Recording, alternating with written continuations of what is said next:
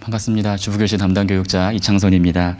2022년 2학기 주부교실이 오늘부터 10주간 매주 금요일 오전에 이곳 홍보관 예배실에서 진행이 됩니다. 주부교실은 주부들의 영적 성장과 교제의 장을 마련하기 위해 상하반기에 각 10주씩 진행하고 있습니다. 이번 학기에는 현장에서만 진행된다는 것 꼭 확인해 주시기 바랍니다. 주부교실은 우리 교회의 교우님들께서 강사로 섬겨주십니다.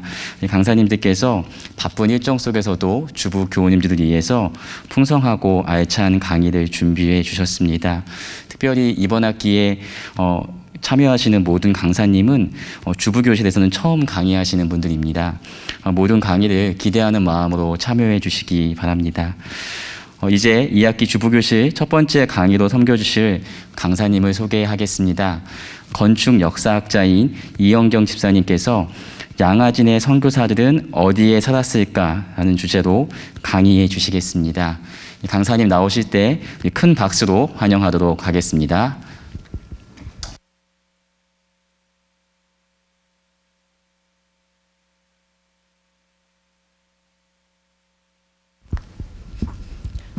안녕하세요. 반갑습니다. 방금 소개받은 이영경이라고 합니다. 제가 시민 강의, 대중 강의 가끔 하는데요. 교회에서 강좌를 하게 된 건 처음인 것 같습니다. 그래서 사실 이 자리에 올라온다는 게 굉장히 떨리는 일인 것 같은데요. 그래도 이렇게 기회 주셔서 너무 감사드리고요. 여기서 이렇게 만나게 돼서 너무 감사드립니다.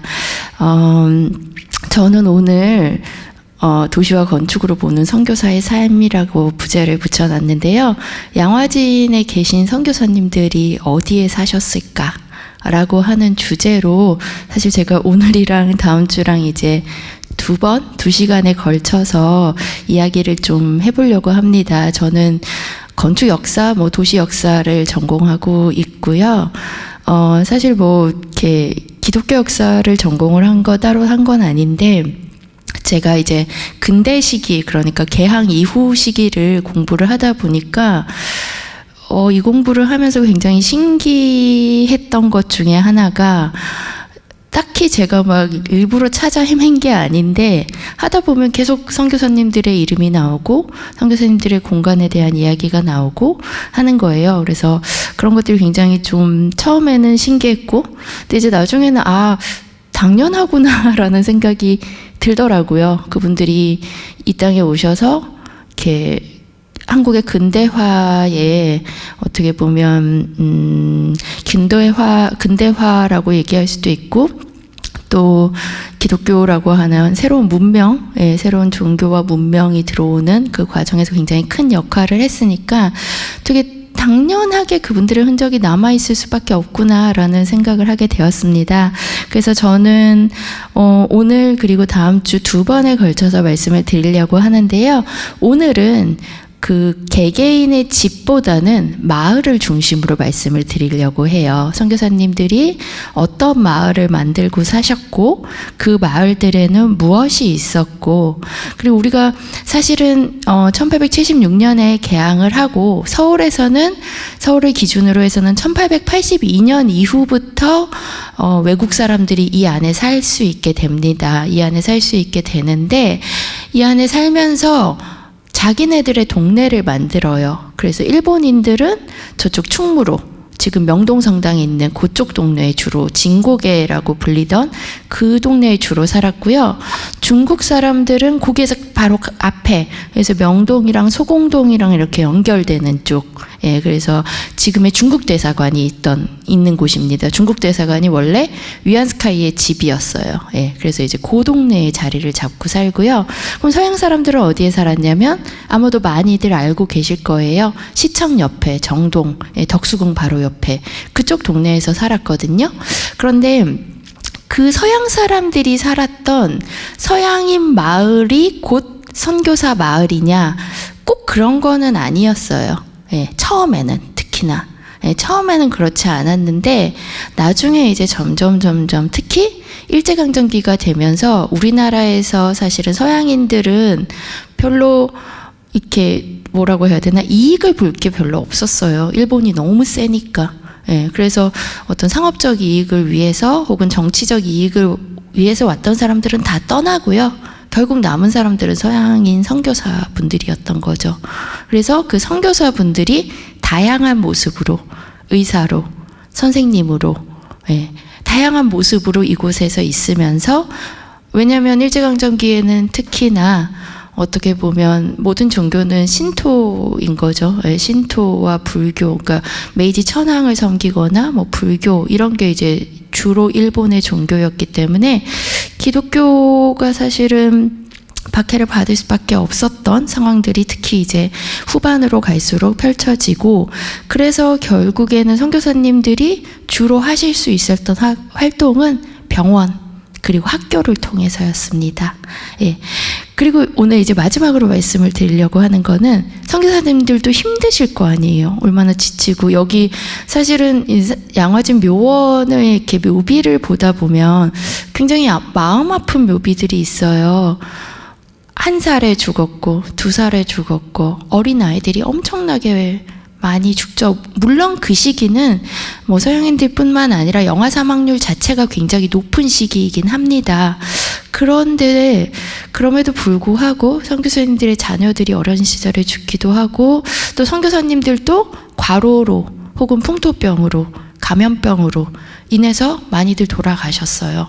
그래서 이렇게 몸이 약해졌을 때 혹은 영혼이 지쳤을 때 그럴 때 본국으로 돌아가기도 하셨지만 본국으로 돌아가지 않고 예, 한국 내에서 예, 수양관이라고 불리던 별장촌에 가서 안식을 취하시기도 하셨습니다. 그래서 그런 이야기들을 쭉 하면서 우리나라 곳곳에 얼마나 많은 그 선교사님들의 흔적이 남아 있었나 이런 이야기를 좀 해보려고 합니다. 다음 주는요. 그래서 그 선교사님들은 어떤 집을 짓고 살았는지 예, 그리고 제가 오늘도 아마 그 얘기 많이 드릴 것 같은데요.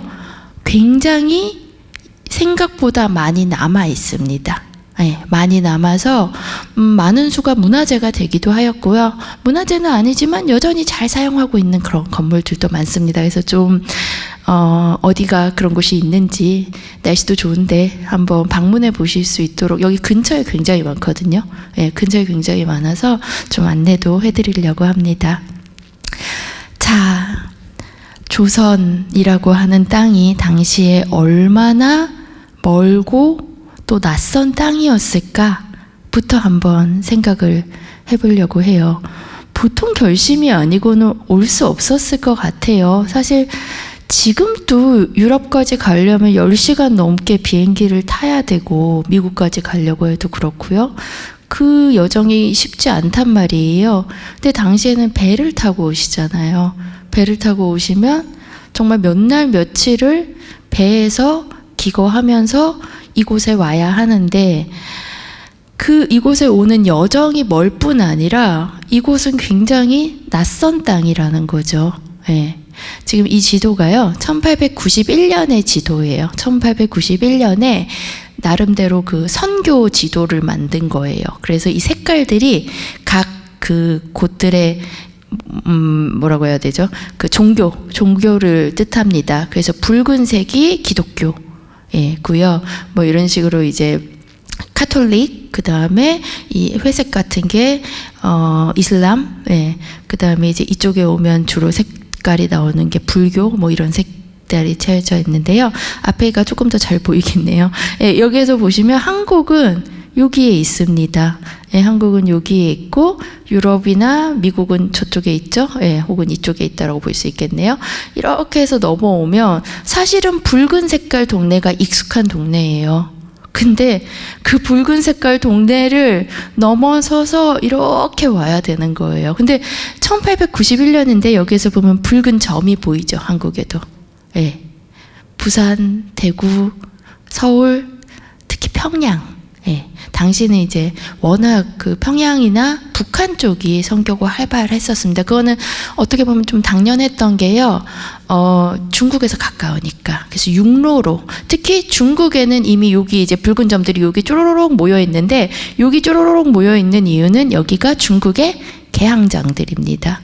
그래서 항구를 열고, 개항장이라고 하는 의미는 항구를 단순히 열었다라는 게 아니라 항구를 열고 거기에서 무역을 함과 동시에 여기에 외국인들이 살 수 있다라는 거예요. 그래서 여러분들이 뭐 일본이나 한국이나 아니면 가까운 인천에 가보시면 항구에 가면 되게 다른 풍경들이 있어요. 외국인들의 흔적들이 많이 남아 있습니다.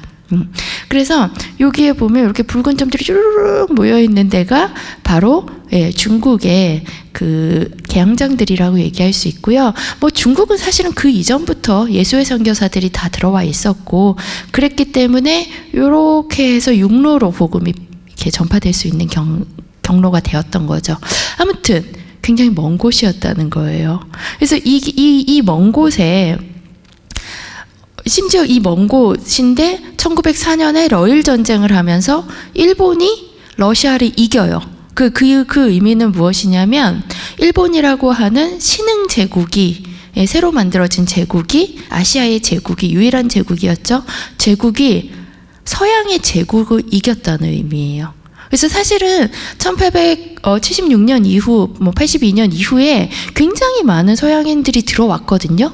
특히 러시아 사람들 되게 가깝잖아요. 블라디보스톡 같은 데는 바로 앞이고, 러시아 사람들 되게 많이 들어왔고요.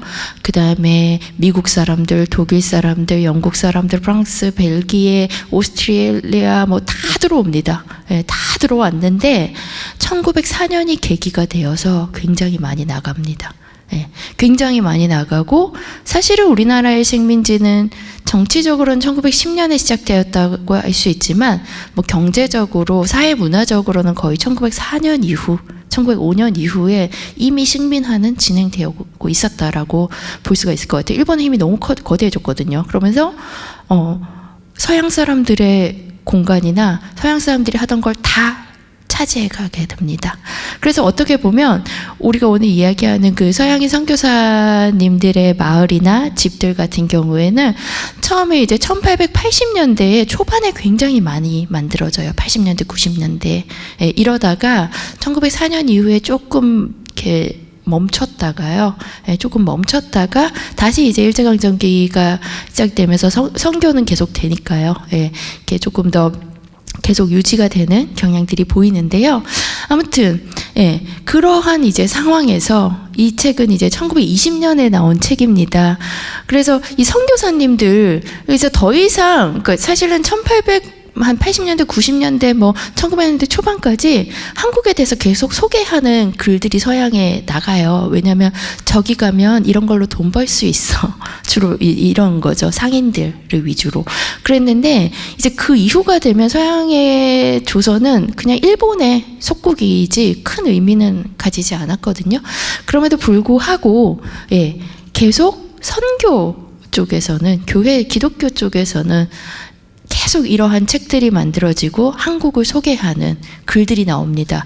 이렇게 소개해야 또 선교 갈 사람들을 모집할 수도 있는 거고요. 누군가는 이 책을 보고 조선에 대한 글을 읽고 조선 사람들의 사진을 보면서 내가 저곳을 가야겠구나 하고 부르심을 받을 수도 있는 거잖아요. 그래서 이런 책들이 나오기도 하고, 혹은 직접 가지 못한다면 거기에 선교사님들의 집을 지으려면, 병원을 지으려면, 고아원을 지으려면 이 정도 헌금이 필요합니다 라는 안내들이 나가는 거죠. 그래서 이런 책자들이 뭐 영국, 미국, 호주 뭐 곳곳에서, 캐나다 곳곳에서 계속 발간이 됩니다.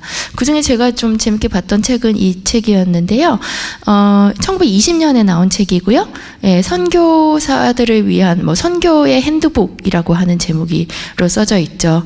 이 책에 보면 굉장히 재밌는 내용들이 좀 많은데, 일단 뭐 몇 가지 사실들을 전한다 막 이러면서 여기에서 보면 쉔천이라고 되어 있는 그 북한의 저 위의 도시예요. 쉔천이라고 하는 도시는 인구의 절반이 크리스천이었다는 이야기를 하고 있어요. 그 정도로 특히 이제 북한 쪽에 뭐 그때는 북한 남한이 아니었으니까 크리스찬이 많고, 지금 보면 뭐 여기에 보면 전체 인구도 소개하고요, 크리스찬이 얼마나 있었는지 소개하고 지역별로, 심지어 이제 막 이런 밑에들 보면은 우편 요금이 얼마다 뭐 이런 것까지 소개를 하고 있습니다. 그리고 이게 쭉 넘어가다 보면 이런 내용들이 나와요. 부산. 부산에 재밌는 장소, 좋은 장소들은 뭐가 있을까? 그 다음에 이제 마산포, 순천, 대구 이런 지명들이 쭉 나오면서 당시에 그 지었던 건물들이라든지 선교 스테이션이라고 하는데요. 선교 스테이션의 모습들이 보입니다. 이 얘기는 뭐냐면 각각 선교사님들이 자리를 잡고 있는 지역이 있었다. 그리고 이 책은 교파를 다 소개합니다. 미 북장로회, 미 남장로회, 뭐 미 남감리회, 북감리회, 호주 장로회, 캐나다 장로회, 구세군 등등등등등등 해서 계속 이렇게. 그래서 여기는 어느 지역을 주로 기반으로 활동을 하고 뭐 이런 이야기들을 쭉 하고 있는 걸 볼 수가 있습니다. 그래서 제가 방금 선교 스테이션이란 말을 했는데요. 이 선교 스테이션은 뭐냐면 선교 기지라고 보시면 돼요. 어디에 자리를 잡고 선교를 할 것이냐를 정하는 건데요. 선교 기지를 정할 때 사실은 한국에 들어온 기독교 교파가 여러 개였으니까 여러 교파가 한 장소에서 괜히 뭐 경쟁하듯이 할 필요는 없는 거잖아요. 그래서 지역을 정합니다. 그래서 저쪽 이제 위쪽 지역부터 해서 지금 색깔이 이렇게 칠해져 있는데, 여기에서 보시면 저희 지금 있는 서울이나 아니면 인천이나 뭐 부산이나 이런 이제 계양장이나 좀 큰 도시 있잖아요. 평양이나 이런 도시들은 도시도 크고 사람도 많으니까 한 교파가 다 할 수 없어요. 그래서 여기에는 다 들어옵니다. 그래서 뭐 남감리 교회도 있고 북장로교도 있고 뭐 다 이렇게 들어오고요. 하지만 인구가 그렇게 많지 않은 지역들은 나누어서 하자. 그래서 경상북도 쪽은 북장로회, 여기 호남 지역은 남장로회, 그 다음에 저 밑에 부산 쪽은 호주장로회, 이 위에 원산 쪽은 원산이랑 강원도 쪽은 남감리회, 뭐 이런 식으로 나름대로 영역을 이제 할당을 한 거예요. 근데 이게 뭐 서로 이제 뭐 경쟁한다라는 개념보다는 서로 나누어 만든다라는 개념으로 보셔야 하겠죠. 그렇게 해서 맡아서 하는데요. 그러면서 각 지역의 중심 도시에 중심이 될 만한 곳에 선교 스테이션을 마련을 합니다. 선교 스테이션은 굉장히 많았어요. 지금 보시는 충주에도 있었고, 공주에도 있었고, 순천에도 있었고, 광주에도 있었고, 대구에도 있었고, 뭐 부산에도 있었고, 마산, 목포, 뭐 굉장히 많았습니다. 그런데 대부분의 선교 기지의 사진들을 보면 약간 이런 모습이에요. 밑에 이제 여기는 어딘지 아시겠죠? 초가집들은 대부분 조선인들의 집이죠. 조선인들의 집이 있으면 요 위에 이렇게 약간 조금 까매서 잘 안 보일 수는 있으나 약간 양옥들이 보이죠. 벽돌집들 혹은 나무집이라도 어쨌든 간에 서양식 집들이 보여요. 요 집들이 대부분 선교사님들의 집이고, 선교 뭐 학교라든지 아니면 교회도 같이 혹은 병원도 같이 들어가고요. 요쪽에 주로 이제 자리를 잡게 됩니다. 지금 이 사진이 1935년 사진인데요. 사실 맨 처음에 오셨을 때는 처음부터 이렇게 집을 짓지는 못했어요. 왜냐하면 1880년대 뭐 이럴 때는 우리나라에서는요, 선교사님들은 주로 이제 서양식 주택을 짓게 되는데 여기에는 뭐 벽돌을 쌓아서 집을 만들어야 되고, 우리나라식 기와가 아니라 서양식 기와를 올리고 유리창이 있고 돌이 필요하고 한데 그런 재료 자체가 없는 거예요. 그 재료가 있다 해도 이걸 만들 줄 아는 사람이 없었어요. 그래서 여러분들 아마 서울 안에서 명동성당이나 약현성당 같은 데는 아마 가보셨을 건데, 그런 데는 이제 그 카톨릭 같은 경우에는 전문 건축 담당 신부님이 계셨어요. 그래서 그 신부님이 설계를 하고 누가 짓냐? 중국 사람들이 지어요. 왜냐면 중국인들은 아까도 말씀드렸듯이 그 계양장 주변으로 해서 이미 서양식 집들을 많이 지어봤고, 그 다음에 중국 그 건축 자체가 벽돌을 사용해서 짓는 건축이었어요. 근데 우리나라는 벽돌을 사용하지 않거든요. 담장 정도 만들 때 정도랄까? 그래서 벽돌은 이제 구워야 되니까, 예. 지금으로 따지면 벽돌 공장 같은 것도 없고요. 유리를 만드는 공장, 창호지 바르잖아요, 우리는. 예. 그러니까 그런 게 다 없었던 상황에서는 처음에는 그냥 요 마을에서 한옥에서 같이 사십니다. 예. 그랬는데 아까도 말씀드렸던 영아 사망률이 굉장히 높았잖아요. 그리고 선교사님들이 많이 돌아가셨어요. 그 이유 중에 하나는 기후가 맞지 않아서. 유럽 사람들, 서양 사람들이네요. 아니면은 일본 사람들도 그랬는데요. 한국에서 살면서 가장 느꼈던 큰 그 힘든 게 뭐였을 것 같아요? 계절 변화. 예. 계절 변화가 굉장히 심하죠. 그리고 특히 겨울 너무너무 추웠대요. 예. 그래서 1910년대에 일본인들이 이제 쓴 리포트를 보면은 저 조선인들은 영아 사망률도 그렇게 높지 않고 그 어른들도 많이 죽지 않는데 일본인만 너무 많이 죽는다는 거예요.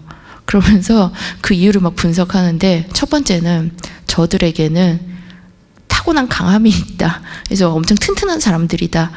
라는 이야기를 하고 그다음에 이제 두 번째로는 첫 번째로는 그 이야기를 하는군요. 여긴 너무 춥다. 예, 여긴 너무 춥다. 예. 그다음에 이제 두 번째는 저 사람들은 타고난 강함이 있다. 그다음에 이제 세 번째로 이야기를 하는 게 그 추운 겨울을 견디기 위한 온돌이 있다, 저들에게는. 예, 그런 이야기들을 많이 해요. 그래서 결국에 1910년대 이후에는 그 일본 사람들의 집에도 이제 온돌을 넣기 시작을 하거든요. 예. 그 전에는 되게 온돌은 미개한 거라고 막 뭐라 했어요. 나무에서 계속 벌목해서 산을 민둥상으로 만들질 않나. 아니면은 이 얘기 굉장히 재밌는데 온돌을 계속 떼니까 그 방 안에 공기가 뜨거워지잖아요. 그리고 바닥은 뜨끈뜨끈하고 저희 왜 온돌방에서 누워있으면 못 일어나겠잖아요. 그래서 사람을 게으르게 만드는 것이라고 막 뭐라 해요. 그러다가 결국에는 이 추위를 견디는 데는 저게 결국 필요한 거구나를 알게 되는 거예요. 근데 사실은 처음에 서양인 선교사님들도 이 그 온돌이라든지 이 추위를 되게 힘들어 했어요. 예. 특히 추위 되게 힘들어 했고요. 이 한옥에서 그냥 한옥을 빌려서 살다 보니까 굉장히 다른 삶의 방식이잖아요. 의자를 두고 앉아서 살았는데 갑자기 바닥에 앉아야 되고 바닥에 누웠는데 바닥이 너무 뜨거워. 막 그런 일들이 벌어지면서 사실은 되게 살기 좀 힘드셨던 것 같고 또 많은 분들이 돌아가시기도 하고 그랬던 상황인 거죠. 예. 우리가 왜 외국에 그냥 여행 가도 물 안 맞고 해서 몸 아프잖아요. 자는데 불편하고. 근데 지금 우리는 사실은 굉장히 서양화된 생활을 하고 있음에도 불구하고 그런데 당시에 어떠셨겠어요? 그래서 그 교파의 본부들에서 명령을 내립니다. 집을 서양식으로 지어라. 그리고 약간은 떨어진 지역으로 조금 잡으라라고 얘기를 해요. 그런데 이게 그래도 굉장히 가까이 있잖아요. 왜냐하면 그리고 선교사님들이 사실 여기에서 사시지만 활동은 여기에서 하시는 거예요. 여기에 이런 한옥 같은 데 교회를 만드시기도 하고 글방이 아니라 글방이라면 서당 같은 데 학당 같은 데서 성경을 가르치고 주로 이제 당시에는 영어를 가르쳐 준다. 그것도 되게 컸죠. 그렇게 해서 사실은 활동 무대가 여기이기 때문에 바로 옆이지만 어쨌든 집은 따로 살기 시작합니다. 그게 처음부터 그랬던 건 아니고요. 방금 말씀드렸던 생활의 측면 그리고 위생의 측면 이런 측면에서 근데 이게 사실은 그거에 대해서 어떤 분들은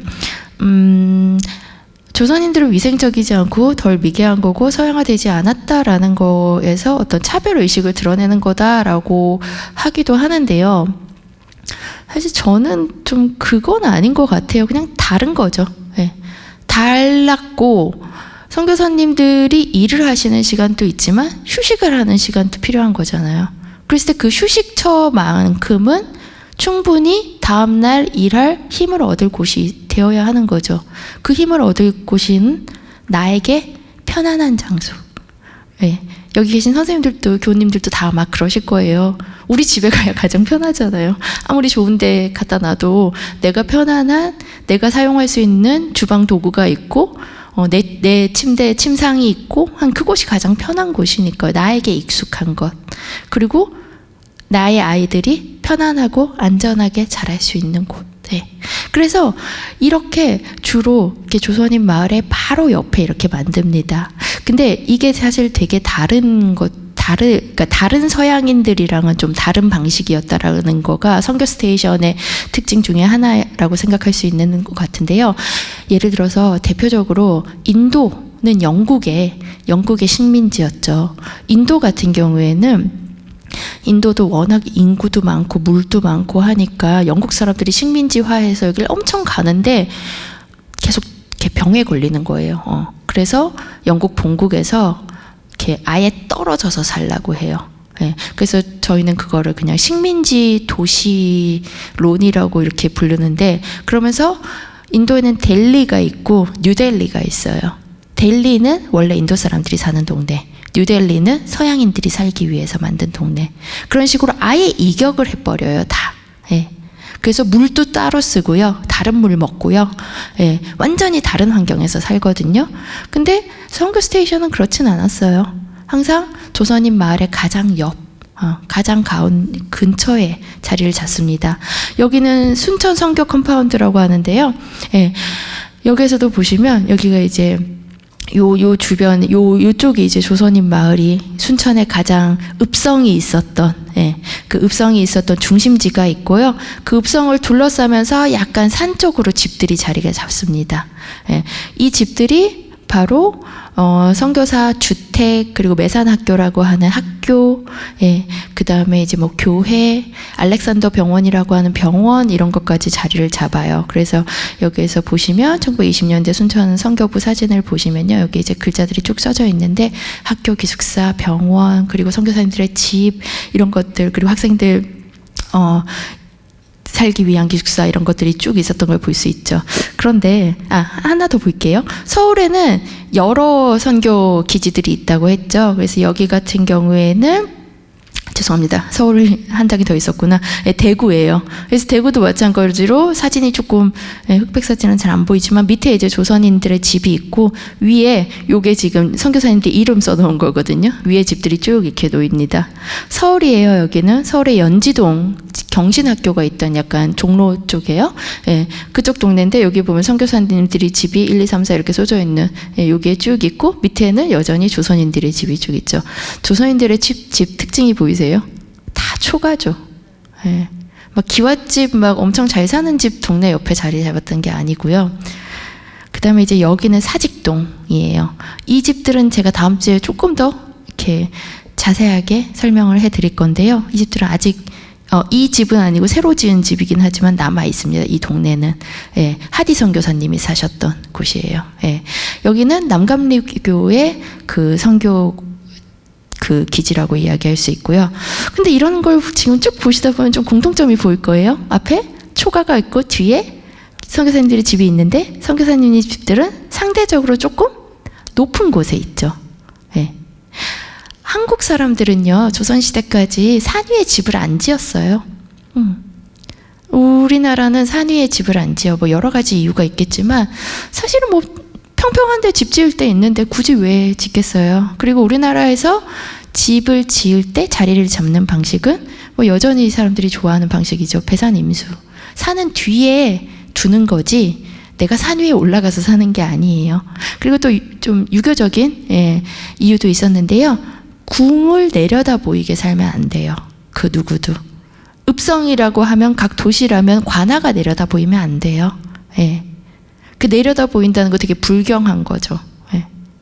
그래서 뭐 여러 가지 이유가, 근데 사실은 그 남산 일대, 이제 서울은 18세기, 19세기 되면서 인구가 막 20만 정도 되면서 엄청 많아지거든요. 영조, 정조 때 이제 최대 호황기라고 해야 될까요? 좋은 시기를 지내면서, 태평성대를 지내면서, 그러다 보니까 서울 같은 경우에는 남산 산자락에 집들이 좀 생기기는 해요. 예. 그렇기 때문에 저는 이게 꼭 왕을 내려다보면 안 된다. 그거는 이제 북악산 같은 경우엔 그렇죠. 지금 또 청와대 뒤에는 원래 집 못 짓게 돼 있잖아요. 예. 그런 것처럼 그런 이유도 있겠지만 사실은 그럴 필요가 별로 없었던 거예요. 예. 별로 없었는데 서양인들은 와서 주로 산 위에 집을 짓습니다. 언덕에. 예. 인천의 계양장을 가보시면요. 인천의 제물포 인천역, 예, 인천역 부근, 인천역에서 동인천역 사이 그 동네를 가보시면 자유공원이라는 메가도 동상이 있는 공원이 있어요. 그 공원 위에 원래 서양인 집들이 쫙 다 있었거든요. 한국전쟁 때 다 없어지긴 했지만, 예. 그래서 그렇게 굉장히 높은 곳에 자리를 잡아요. 그래서 이유가 무엇이었을까? 뭐 정확하게 이유가 막 나와 있지는 않는데 좀 고민을 해봤어요. 그때 하나는 우리가 왜 그 옛날 가요 중에 저 푸른 초원 위에 그림 같은 집을 짓고 이런 가요가 있잖아요. 근데 사실은 그게 서양인들의 이상향이었어요. 우리나라에서 이상향은 배산 임수인데 서양인들에게 이상향은 뭐냐? 약간 푸른 초원이 있는 언덕 위에 집을 지어요. 하얀 집을 보통. 예. 하얀 집을 짓고 예, 하얀 색깔 회칠을 하는 집을 주로 짓거든요. 하얀 집을 짓고 거기에서 바깥에 경관을 내려다보는 거예요. 예, 우리나라에서는요 여전히 집을 고르실 때 남향을 선호하세요. 향이 제일 중요하거든요. 예, 그런데 그래서 외국인들이 우리나라에 와서 되게 재밌어하는 것 중에 하나가 강남의 아파트들이래요. 예, 강남의 아파트들을 보면 남쪽을 향해서 집이 만들어지다 보니까 다 강을 등지고 있는 거예요. 예. 왜 그러냐는 거죠. 왜냐하면 서양 사람들에게 제일 중요한 거는요 풍광이에요. 경관. 집에서 무엇이 보이느냐. 예. 그래서 뭐 레이크뷰, 뭐 호수뷰, 뭐 강뷰, 바다뷰 이런 게 되게 중요했던. 그래서 이제 기본적으로 서양인들의 집은 약간 위에다가 잘 보이는 곳에 만들어지기도 하고요. 그 다음에 또 하나의 이유는 여기가 이제 낯선 곳이잖아요. 이질적인 곳이고 풍토병이 있는 곳이고 그리고 특히 중요한 거 저희가 이번 코로나 사태로 인해서 감염병이라는 게 얼마나 무서운 건지 좀 깨닫게 됐는데요. 이 당시에는 훨씬 더 심했죠. 콜레라 한번 돌기 시작하면 온 마을이 그냥 다 죽고 이런 상황들이었으니까 특히 이제 당시에 유행했던 병들인 콜레라나 장티푸스 이런 거는 대부분 물로 인해서 수인성 전염병들이었어요. 그러다 보니까 근데 잘 생각해 보시면요 상수도가 없던 시절이에요. 심지어 먹는 물은 상류에서 아무래도 가지고 오거나 우물을 통해서 가지고 오기도 하지만 먹는 물과 버리는 물이 그냥 막 섞이는 상황이었어요. 근데 인구가 적으면 이게 전혀 문제가 안 돼요. 자연은 정화작용을 하니까요. 근데 인구가 너무 많아지는 거야. 그래서 정화를 할 새가 없이 더러워지는 거예요. 네, 그래서 결국에는 영국에서 18세기에 이제 근대 상수도 약품 처리를 하고 여과라고 하는 거를 하는 약품 처리는 20세기 들어와서고요. 이렇게 물을 천천히 모래를 투과시켜요. 그러면 이제 불순물들이 싹 가라앉으면서 깨끗한 물이 나오는 거죠. 그래서 이제 각 집들에 공급을 하고 이런 게 만들어지는데 이때는 이게 없는 거예요. 우리나라에는. 서울의 상수도가요 1907년에 생겨요. 네, 1907년에 생긴데 그것도 그냥 정말 일부 동네에만 일본인들 사는 동네들 위주로 거기에만 들어오는 거지 지방에는 상수도 굉장히 늦게 들어옵니다. 우리나라 한국전쟁 끝나고 나서 상수도 보급률이 50%인가 60%밖에 안 돼요. 그 정도로 상수도가 되게 없었던 시절이거든요. 그러면 물을 섞어 먹지 않는 게 중요한 거죠. 그리고 감염병 우리가 겪으면서 알게 된 거는 사회적 거리가 필요하다라는 거잖아요. 저렇게 혼잡하게 살면 안 된다는 거예요. 그리고 그거를 서양인들은 사실은 경험적으로 미리 알고 있었어요. 왜냐하면 우리보다 먼저 도시화가 되었고 산업화가 되었기 때문에 18, 19세기면 이미 이분들이 오셨던 19세기면 이미 미국이나 뭐 영국이나 유럽의 대도시들에는 상수도가 다 설치가 되어 있고요. 물이 중요하고 거리가 중요하다. 그래서 당시 이제 영국 같은 데서도 막 공장 많이 만들어지고 하면서 진짜 5평도 안 되는 방에 10명씩 살고 그랬거든요. 18세기까지. 근데 그런 걸 못하게 위생법들이 나와요. 그래서 한 사람은 지금의 기준은 16.5m 제곱이에요. 1인당 거주 공간에서 항상 16.5m 제곱이 필요하다 최소. 예, 이런 이제 규정들이 나오기 시작했고, 그래서 이격을 해야 되고 어느 정도 물이 깨끗한 물이 확보돼야 되고 그런 조건들이 붙었던 거죠. 그래서 사실은 살짝 떨어진 위에, 그리고 선교사님들 집들도 살짝 떨어져 있죠. 예, 그렇게 지어지는 거예요. 거리를 두고. 그랬던 게 아닌가 싶어요. 뭐 기록이 남아있어서 있진 않아서 제가 정확하게는 모르겠습니다만, 순천 같은 경우에는요, 그 산 위에 그 상류를, 그래서 물을 상류를 끌어다 쓰거든요. 계곡물은 제일 깨끗하잖아요. 위에서 내려오는 물이니까.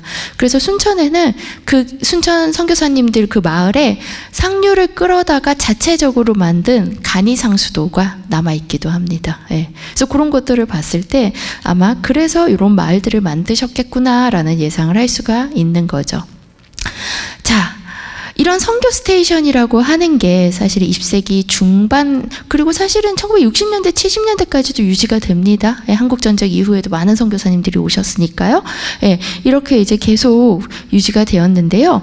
그렇다면 이 선교 스테이션이라고 제가 부른 선교사 마을이라고 하는 거가 서양인, 일반적인 서양인 촌과 좀 다른 점은 무엇이었고, 혹은 서양인 촌이라고 하는 게 어떻게 선교사 마을로 점점 변해갔는지 우리나라에서 그런 것들을 조금 보여드리려고 해요. 사실은 서양인들이 많이 들어와서 살았던 곳은 우리나라에서는 인천이랑 서울 정도밖에 없었어요. 예, 왜냐하면 다른 데는 진짜 극소수예요. 뭐 전체 인구 중에 9명, 뭐 2명 막 이래요. 그래서 굉장히 극소수였는데, 서울에는 서양인촌이 정동이라고 하는 지역에 생기죠. 아까 잠깐 말씀드렸듯이. 이 지도는요, 1901년경에 그려진 서울 지도인데요. 이 지도를 그리신 분이 게일 선교사님입니다. 양화진의 그 부인과 아들의 묘소가 있죠. 게일 선교사님은 주로 이제 출판 이런 쪽으로 많이 하셨던 분인데, 한양도라고 해서 이 지도를 그리는 방식이 굉장히 재밌는 게 서양식 방식이 아니에요. 이거는 전통적인 지도 제작 방식이거든요. 그래서 아마 한국의 전통 지도를 보고 나름대로 내용을 채워 넣으시면서 만든 지도인 것 같아요. 그리고 이 지도를 외국에 소개했거든요. 예. 그래서 소개한 그 자료에서 발견이 되었고, 지금 또 영국 왕립 아카데미에 있는 지도입니다. 근데 이 지도를 보시면 여기가 이제 덕수궁이 있는 거예요. 이 1896년에 아관파천이 있었죠. 95년에 을미사변이 있었고, 그 후에 이제 고종은 97년부터 아예 여기에 대한제국의 정궁으로, 황궁으로 하고 덕수궁에 머무르고요. 요 옆에 보면 재밌는 글자들이 있어요. 미관, 영관, 아관, 예. 불관도 있는데, 불관이 어디? 법관, 법관. 이게 뭐냐면 미국 공사관, 영국 공사관, 저기 러시아 공사관, 프랑스 공사관이에요. 러시아 공사관, 프랑스 공사관은 없어졌고요. 러시아 공사관은 탑만 남아 있고요. 미국 공사관은 아직도 남아 있고, 처음 알렌의 집이었습니다. 그리고 영국 공사관도 아직도 남아 있습니다. 이 집들이 왜 여기에 들어와서 사느냐? 정동이 당시에 이제 원래 이제 경궁이 있었고요. 그 경인궁 주변에 왕실의 땅이 많았던 거예요. 그래서 사실은 개항 이후에 서양인들과 어떻게 보면 대한제국 정부는 굉장히 좋은 관계를 맺고 있었어요. 그래서 나눠준 거예요. 여기 와서 살아, 여기 와서 살아 하고 땅을 나눠줬고, 그 다음에 여기에 보시면 배제학당이라고 써져 있고, 예배당, 정동교회입니다. 지금의. 그리고 여기에 이화학당, 지금의 이화여고. 그 다음에 여기 그림엔 안 나오지만 요 가운데에 언더우드의 집이 있었고요. 요 동네 시병원이라고 하는 스크래턴 선교사님이 운영했던 병원도 있었고요. 도구학당 다 여기 있었습니다. 그래서 요 길을 리게이션 스트리트라고 불렀어요. 그러니까 공사관 거리라고 불렀고, 지금의 우리는 정동길이라고 부르는 그 길이죠. 그래서 거기에 가시면 막 유독 붉은 벽돌 집도 많고요. 되게 외국에 온 것 같은 기분이 드는 이유가 그겁니다. 그래서 그 동네에 처음에 자리를 잡았어요. 조금 더 자세한 지도를 보시면 이제 이런 지도가 나옵니다. 그래서 각각의 공사관들과 공사관들 사이에 서양인들의 집이 자리가 잡았고, 그 모습들을 조금 보실게요. 이게 정동교회. 지금도 이 교회는 남아있죠. 이 사진을 찍으신 분인지는 정확하게 모르겠는데, 이 사진을 소개한 책자를 쓰신 분은 헐버트 선교사님. 역시나 양화진에 계신 선교사님. 이죠. 그래서 그 정동교회와 그 옆에 이제 여기는 왕실의 집들이 많았던 곳이니까 기와집이 아무래도 많았고요. 그다음에 그 앞에는 서양인들이 사는 동네다 보니까 서양인 대상으로 한 가게들이 생겨요. 그래서 무역상도 생기고요. 예. 그다음에 호텔 같은 것도 들어옵니다. 예. 이게 러시아 공사관. 지금은 요 탑만 남아 있어요. 예. 탑만 남아 있고 이게 영국 공사관. 지금 남아 있습니다. 지금 그 경운궁 덕수궁 뒤쪽으로 이렇게 걸어가시면 대한제국의 길이라고 만든 게 있는데 그 길 따라서 보여져요. 그리고 아주 가끔 개방 행사를 합니다. 거의 이때 모습 그대로 남아 있습니다. 영국 공사관은. 네. 그 다음에 이게 이제 프랑스 공사관이고 이게 한양도성이죠. 그래서 한양도성 안에 있었어요. 그러니까 도성 안에 외국인들의 거주를 허가해 준 거죠. 원래는 말도 안 되는 거예요. 그래서 막 다시 내보내라 막 엄청 반대도 많고 그러는데요. 어쨌든 간에. 그래서 이 동네엔 신기한 게 많았어요. 커피를 팔았다고 알려져 있는 손탁 호텔. 이라고 하는 호텔도 있었고, 예, 그 다음에 이거는 스테이션 호텔, 서대문역 바로 옆에 있었던 에스터하우스라고 하는 호텔입니다. 예, 여기에 보시면 이게 이제 배제학당이에요. 요 건물은 아니고요. 요 이후에 지은 배제학당 동관이 아직도 남아 있습니다. 그래서 배제 역사박물관으로 사용을 하고 있고요. 예, 그 다음에 요게 이제 이화학당. 이화학당도 이 건물은 지금은 안 남아 있고요. 처음에 이제 한옥을 썼던 거니까 나중에 지었던 메인홀 프라이홀 건물이 남아 있습니다. 예, 이게 언더우드 주택이에요. 언더우드 주택이자 여기에서 언더우드 선교사님이 고아들을 데려다가 가르치세요. 그래서 여기가 언더우드 학당이라고 불렸고 이게 나중에 경신학교, 아까 연지동으로 옮겨간 이후에 경신학교가 되고 경신학교에 대학부가 생긴 게 바로 연희전문학교가 됩니다. 그 다음에 이제 아펜젤러 주택. 예, 아펜젤러 주택이고요. 너무나도 익숙한 선교사님들의 이름이 계속 등장을 하고 있죠. 그래서 이제 당시에 이제 정동에 자리 잡았었던 분들의 그 집과 시설들, 예, 그래서 여학당 또 정동 여학당 여기 있고 언더우드 학당이 있고 언더우드의 집이 있고 이런 이제 쭉 그 모펫 선교사님의 집도 여기에 있고요. 예, 그런 이제 모습들을 볼 수가 있습니다. 그런데요, 아까 말씀드렸듯이 1904년을 계기로 해서 상황이 달라집니다. 나가라고 한 거예요. 예. 근데 이거 직접적으로 나가라고 한 거보다는 이제 선교사의 수도 늘어나거든요. 예, 선교사의 수는 계속 늘어났어요. 예, 계속 늘어나다 보니까 좀 좁은 거예요. 그리고 조선인들 여기 와서 공부하고 싶은 애들도 많고, 근데 그 당시 학교는요, 기숙사랑 함께해요. 예. 그러니까 살 곳이 없잖아요. 그래서 좀 더 큰 부지들을 찾게 됩니다. 그러다 보니까 교회 밖으로 나가게 되죠. 그리고 이 동네가 지가가 엄청 올라가는 거예요. 그러면서 세력을 키운 일본 상인들이 정동으로 잠식해서 들어오기 시작합니다. 그래서 명동이랑 소공동 쪽에 있었던 중국인들도 점점 이제 밀려나고요. 예, 계속 이렇게 밀려나요. 그러면서 서양인들은 주로 어디로 가나? 서쪽으로 많이 갑니다. 유일하게 약간 동북쪽으로 간 게 종로의 연지동으로 간 케이스고요. 미 북장로교회가 선교기지를 연지동으로 가서 그래서 이런 집들을 짓고 살았고요. 아니면 대부분은 이제 약간 서쪽으로 갑니다. 그래서 사직동 컴파운드의 모습이에요. 산 위에 이렇게 만든 거 아시겠죠? 그러니까 그 전에 별로 사람들이 살지 않았던 동네인 거예요.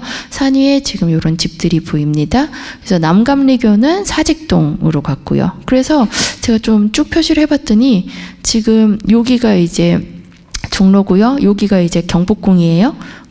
절대적으로 서쪽으로 확 몰려 있다는 걸 아시겠죠? 그러다가 이제 나중에 여기에 연희전문학교, 여기에 이화여전 만들면서 더 서쪽으로 오는 거예요. 그리고 당시에 여기를 만들 당시에 양화진 묘지가 여기에 있는 거죠. 서울의 가장 바깥에.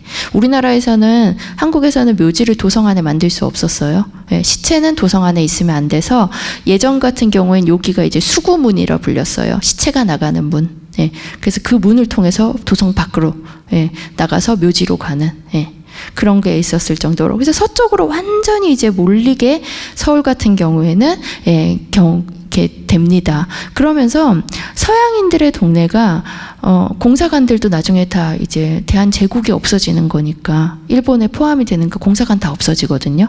그래서 공사관은 다 없어지고 영사관 정도만 남아요. 근데 영사관도 없어진 학교들도 많아요. 그러니까 공사관은 정치 외교적인 그 기구잖아요. 그러니까 주권이 없는데 대한제국과 정치 외교적으로 뭘 할 건 없다. 이게 영사관, 그냥 그 나라의 국민을 보호하기 위한 시설 정도는 만들어도 된다 해서 여기에서 보시면 원래 이제 요 안에 빨간 지역이 정동인데 요 안에 프랑스 공사관, 뭐 러시아 공사관, 독일 공사관 다 있었는데요. 걔네가 다 빠져나와서 이 동네에 요 동네로 프랑스 영사관, 그게 지금 현재 프랑스 대사관 자리입니다. 예, 그 다음에 독일 영사관, 다 이쪽으로 이제 나오게 됩니다. 예, 그러면서 이제 서양인들은 이쪽으로 쭉 살게 되었던 그런 모습이 보이는 거죠. 그러면서 이 선교사님들이 특히 이제 서울 같은 경우에는요, 선교 기지를, 선교사 마을을 만들고 살 수가 없었어요. 너무 이미 인구도 너무 많고요. 집가도 너무 비싸고요. 그럴 수가 없어요. 그래서 아까 보셨듯이 계속 이렇게 조금하게 산발적으로 만들어졌고요. 그 산발적으로 만들어진 곳에는 선교사님들의 집만 있는 게 아니라 병원과 학교가 같이 들어가게 됩니다. 그래서 대표적인 것이 바로 이게 지금 서대문역에서 바로 조금 올라가면 있는 감리교 신학교라고 있거든요. 예, 그 감리교 신학교가 있는 곳이 1907년에 미남 감리교 협성신학교라고 하는 학교로 만들어졌던 곳이에요. 예, 그래서 약간 여기도 언덕이죠. 거기 굉장히 가팔라요. 올라가 보시면. 그래서 감리교 신학교 안에 들어가 보시면 요런 이제 이게 처음에는 한옥 같은 집들을 주로 살다가 나중에 이제 본부에서 헌금도 많이 받고 그래가지고 기금을 마련한 다음에 서양식 집들을 짓습니다. 그래서 학생들의 공부 공간이자 기숙사, 그리고 교수님들, 선교사님들의 집을 짓는 거죠. 거의 대부분 없어졌는데요. 그 안에 보면 감리교 그 신학대학교 역사박물관으로 사용하고 있는 건물이 하나가 남아 있습니다. 선교사님의 집이었던 작은 건물이 하나가 남아 있고, 교수님들의 그 건물이었다라고 하는 건물도 2층짜리 건물도 하나가 남아 있습니다. 그래서 아무튼 요 건물로 예상이 되는데요. 요 건물이 하나가 지금 남아 있습니다. 그래서 선교사님들은요, 병원 그리고 학교 이런 곳을 위주로 이제 활동을 하시게 되는 거죠. 그래서 이화학당의 모습입니다. 요 문이 아직도 있어요. 예, 지금 가보시면 여기 안에 카페 하나 있거든요. 그 카페 들어가는 문이 요 문이고, 여기에 있는 프라이홀과 그런 홀들이 남아있는 모습을 볼 수가 있습니다. 배화학당은 캠벨 선교사님이 계셨던 거고요. 지금 배화여고예요, 여기가. 예, 종로에 그 경복궁역에서 내려서 조금만 올라가시면 있는데, 이 건물도 남아 있고요. 이 건물도 남아 있습니다. 예. 그래서 처음에 캠벨 선교사님과 그 여학생들은 한옥 기숙사에 살았어요. 이화학당도 학생들은 한옥 기숙사에 살았어요. 이게 여학교는 신기하게도 한옥 기숙사를 계속 씁니다. 근데 남학교는 서양식 건물을 지어요. 그 차이는 잘은 모르겠지만 아무튼 여학생들은 그래서 그 한옥 기숙사에서 다 같이 김장도 담고요. 다 같이 그 수예 같은 것도 배우고요. 여러 가지 집안일 하는 그런 것들도 많이 배웠습니다. 여기는 이제 연희 전문입니다. 그래서 연세대학교 안에 이렇게 산을 끼고 있잖아요. 예, 그 안산 안에 보시면 이런 집들이 쭉 이렇게 서 있었어요. 예, 이런 집들이 그러니까 선교사님들이 살던 곳이니까 결국 무슨 얘기냐면 이곳은 학교이자 서양인 마을, 선교사 마을과 같은 역할을 하는 거예요. 왜 근데 당시에 학교에 집이 있었을까? 그리고 학생들은 왜 다 기숙사를 살았을까? 대부분의 학생이 기숙사 살았거든요. 이유는 뭐냐면 첫 번째는 당시에 이제 그 서울에 집이 없거나 하면 다른 데 집을 하수구하거나 이러지 쉽지도 않은 상황이었고, 교통이 지금부터 지하철이 있고 그런 게 아니잖아요. 그러니까 통하기 쉽지가 않은 거예요. 그러다 보니까 대부분이 이제 기숙사를 살았다라는 그런 이유도 있겠지만, 또 하나는 연희 전문의 그 기록들에 보면 그런 이야기가 굉장히 많이 나와요. 학생들을 완전하게 이 나라의 조선의 리더로 키우기 위해서는 이 사람들이 학습뿐 아니라 생활에서 달라져야 한다. 그러면서 이 안에 집을 다 살게 하면서 완전히 서양식 생활이 익히게 하고, 왜냐면 서양인 선교사들에게는 그게 당연히 당시로서 근대적인 거고 옳은 거라고 여겨졌을 거니까요. 예. 그래서 서양식 생활을 완전히 익히게 하자. 그러면서 교수님들을 또 같이 사는 거예요. 예. 그러면서 학생들을 수업 시간에 뿐만 아니라 끝나고도 만나고, 학생들을 이 식사 공간에 초대하기도 하고, 가족과 함께하는 그런 삶에. 그러면서 한 가지 좀 재밌는 게, 여긴 이제 교수님들 집이 쭉 있었던, 그 아까 보여드렸던 그 산의 모습이고요. 이 전체 보면 여기가 이제 학교가 쭉 있는 거기가 백양로가 쭉 있으면, 요렇게 지금 이제 병원 있는 쪽이에요. 병원 있는 쪽부터 해서 동문인 쪽까지가 전부 다 집들. 이쪽은 학생식 기숙사가 많았어요. 이쪽도 집들. 그래서 교육 공간을 생활 공간이 감싸고 있는 이런 모습으로 만듭니다. 굉장히 재밌는 거는요. 실제로 구현하지는 못했는데 여기에 이제 모델 빌리지라고 결혼한 학생들을 위한 공간을 만들어요. 그러면서 무슨 얘기를 하냐면 당시 연희점은 남자 학교거든요. 가장 문제가 되는 게 뭐냐. 남학생들이 일찍 결혼을 하는데 결혼을 하고 혼자 와 있는 게 문제다. 왜 문제냐. 이 사람들이 공부를 다 하고 서양식 생활을 익혀서 가요. 근데 집에 갔더니 부인은 전혀 그렇지 않은 거예요. 그래서 거기에서 계속 차이가 생기고 혹은 불화가 생기기도 하고 그래서 이건 너무 문제다. 그래서 결혼한 학생들은 다 데리고 와서 안에서 살게 하자. 그러면서 요 안에 보면 교회도 있고요. 어린이들을 위한 학교도 있고요. 그래서 그러면서 그 목적은 무엇이냐. 그리고 나서 이 사람들이 졸업하고 그 가족이 자기 동네로 돌아가면 그 사람들이 그 동네를 복음화시키고 구원할 수 있는 미랄이 될 거라는 거예요. 그래서 그런 개념으로 이렇게 만듭니다. 근데 실제로 이거는 구현은 하진 못했습니다만 그런 계획들도 있었습니다. 이화여전, 이 건물들 지금 다 남아 있어요. 이화여대 이제 이화여전이 1930년대에 이쪽 신촌 쪽으로 오게 되면서 더 이상 한옥 기숙사에 살지 않고요. 완전 이제 신여성들인 거죠. 새로운 교육을 받고, 당시로서 사실은 쉽지 않은 일이었죠. 완전히 달라지는. 많이들 아시겠지만 세브란스 병원 역시 남대문의 지금 서울역 바로 앞에, 거기 언덕에 지금은 이제 서울로가 나 있습니다만 그 언덕에 쭉 자리 잡고 굉장히 큰 병원, 이 안에 교회, 당시에 이 세브란스 병원의 교회였던 교회가 남대문 교회인데요. 그 교회가 아직 남아 있습니다. 그래서 이런 모습들로 있었다라는 거죠. 서울에서는 주로 이제 병원과 학교를 중심으로서 해서 그 안에 서양인 선교사님들이 사는 모습이었다면요. 지역에서는 서양인 선교사님들과 있는 그 서양인 마을 안에 병원과 학교가 생기는 경우가 많아요. 그래서 약간 뭐가 앞이냐 정도지 사실 거의 비슷한 이야기이긴 한데요. 여긴 대구의 동산병원 지금의. 요 건물 아직 남아 있습니다. 문화재가 되어 있고요. 요 건물 바로 옆에 스위치 선교사님 저택, 그래서 주택 이렇게 해서 주택 3개가 남아 있어요. 굉장히 예쁜 주택들이 이렇게 남아 있습니다. 그래서 대구의 복음화는 주로 이제 북장로교였기 때문에 북장교 선교사님들의 교회와 병원이 남아 있는 거죠. 여기서 선교사님들은 사실은 의료 선교사, 교육 선교사, 굉장히 다양한 형태로 왔던 선교사님들이었던 거죠. 여기는 이제 순천의 알렉산더 병원이고요. 지금 인력산 병원이라고 합니다. 인요환이라고 하는 지금 세브란스에 계시는 선생님이 바로 이 인력산 병원의 그 후손이죠. 그래서 여전히 관련을 많이 하고 있는데 인력산 병원은 우리나라에서 최초로 응급차를 구급차를 도입한 곳이기도 하고요.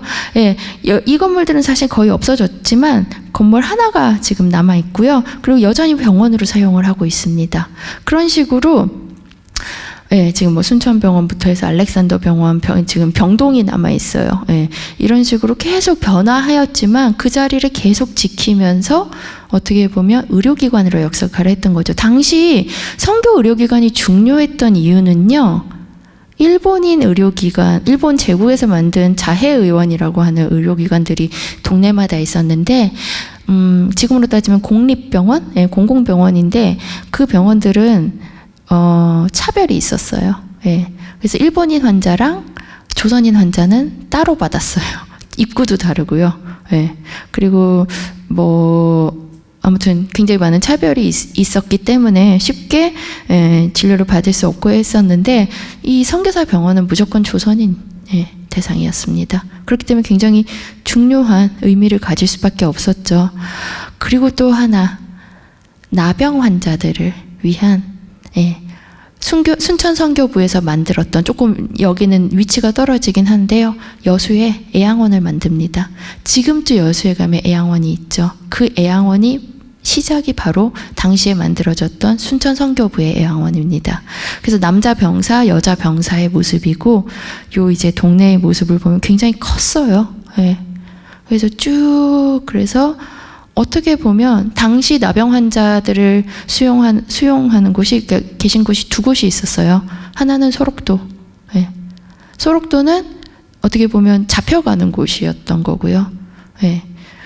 물론 나병은 격리가 필요했기 때문에요. 애양원 같은 경우도 격리 장소였지만 어쨌든 그 기독교 선교 단체, 선교가 기독교 교회가 하는 이런 애양원이라는 곳이 있었기 때문에, 그래서 애양원과 소록도는 같은 나병 환자들이 있는 곳이었지만 상당히 성격은 좀 다르다고 볼 수 있죠. 그 성격이 다른 거는 지금 가보셔도 느껴져요. 두 군데 다 뭐 역사 기념관을 가지고 있고 많은 이야기들이 들려주는데, 가보시면 굉장히 좀 다른 측면들을 볼 수가 있습니다.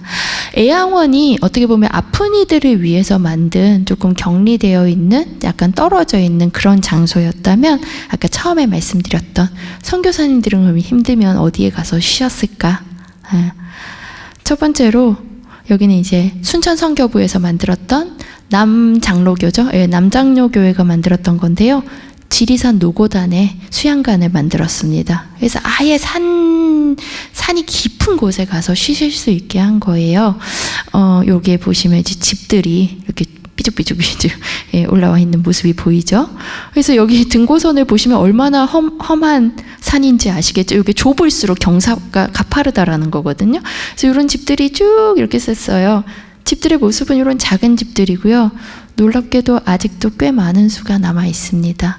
한국전쟁기에 조금 소실이 돼가지고 한국전쟁기에 만들어진 집은 이제 이런 집으로 만들어졌는데요. 사실 여기는 문화재로 등록을 하려고 추진을 했었는데 여러 가지 이유로 좀 지금은 아직은 보류가 된 상황이긴 합니다.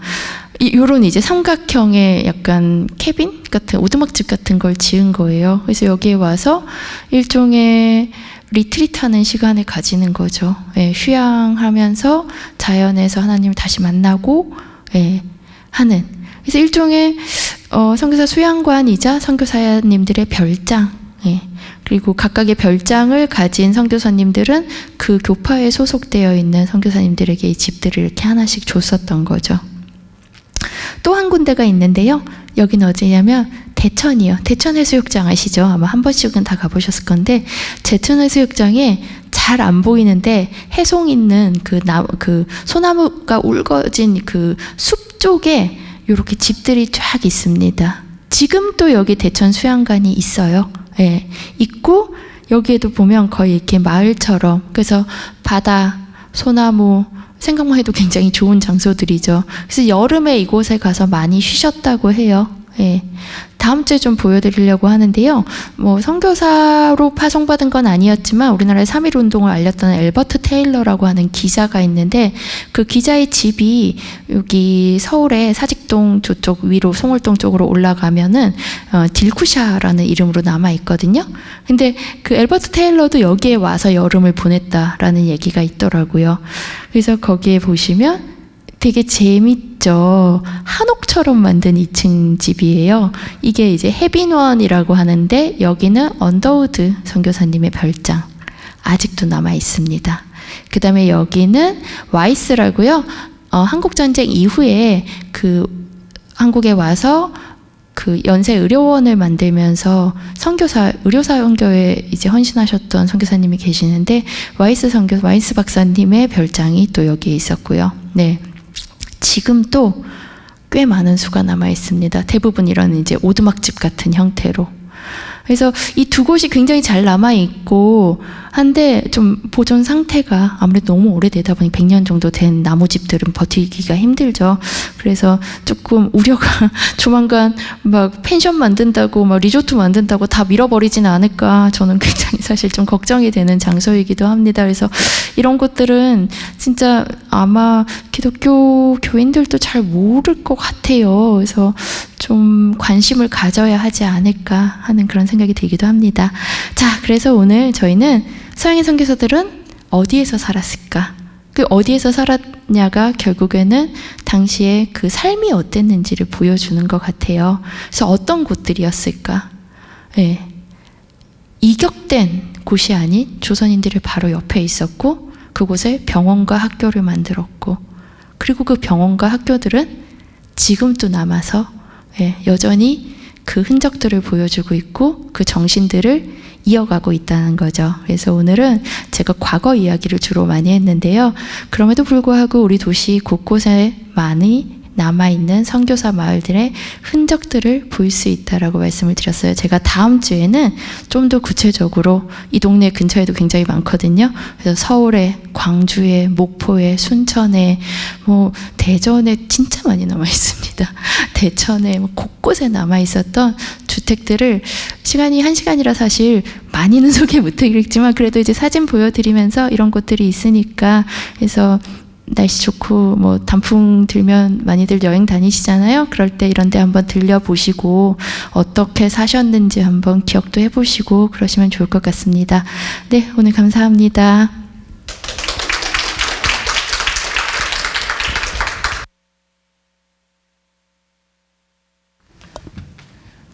네, 오늘 양화진에 계신 선교사님께서 어디서 어떻게 사셨는지에 대해서 함께 나눌 수 있는 시간이었습니다.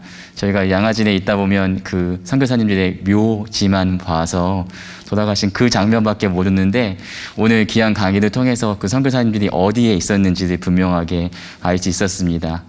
가장 조선인과 가까운 곳에서 가장 낮은 곳에서 섬기셨기 때문에 지금까지 기독교를 통하여서 우리를 통하여서 계속 복음의 그 씨앗이 계속해서 흘러오는 줄 믿습니다. 또 그 귀한 가르침과 나눔을 또 새기시는 하루가 되었으면 좋겠습니다. 귀한 강의 감사드리고요.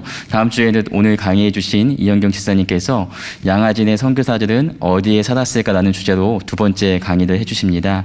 또 다음 주에도 많은 참여 부탁드립니다. 기도하도록 하겠습니다. 하나님 아버지, 우리 양화진의 선교사님들의 사셨던 곳에 대해서 함께 배울 수 있는 시간을 허락해 주시니 감사드립니다. 그 힘들고 어려운 상황 가운데서 우리 조선인의 가장 가까운 곳에서 또 그들에게 가장 필요한 것들을 공급했던 선교사님들의 희생과 헌신과 사랑 가운데 그 귀한 은혜 가운데서 우리가 지금 이 자리에 있음을 기억할 수 있게 도와주시옵소서. 우리가 오늘 들었던 내용들을 기억하면서 각자의 삶의 자리에서 순교자의 자세로 살아가게 하옵소서. 우리 모두가 눈을 들어 주님을 바라봄으로 오늘 우리에게 주어진 우리의 삶이 하나님의 선물인 것을 깨닫게 하시고 우리가 진리와 생명의 열매가 되게 하시며 또 오늘 우리에게 주어진 자리에서 주님의 뜻을 이 땅에 펼쳐가는 주님의 통로가 되게 하여 주시옵소서. 예수님의 이름으로 기도드립니다. 아멘. 네, 2022년 2학기 주부교실 첫 번째 강의를 마칩니다. 남은 하루도 주님 안에서 평안하십시오. 감사합니다.